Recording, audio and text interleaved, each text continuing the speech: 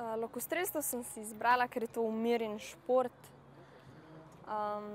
Je pa moja prijateljica začela streljati in ko sem jaz to videla, mene je to navdušilo, fasciniralo.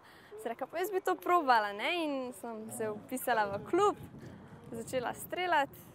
Tik pred streljanjem? Ko se postavim na linijo, stojim, najdem pravo stojišče.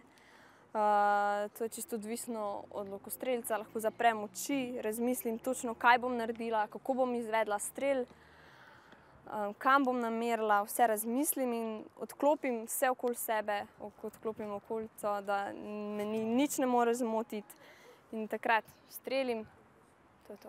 Na dober strel vpliva oprema, ki jo ima lokostrelec, tehnika streljanja, koncentracija, kako se mi skoncentriramo na merjenje, na strel, kako izvedemo strel. Tu so pa pač še ostali dejavniki, na katere mi sami ne moremo vplivati. To, ne vem, dež, veter, svetloba.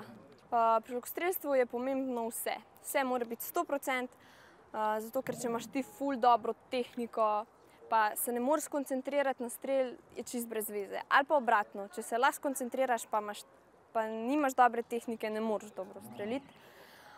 Trener me na tekmi spodbuja, mi pove, če gre kaj narobe, mi pomaga, mi svetuje, kaj narediti, da mi bo šlo boljše, me podpira res 100%.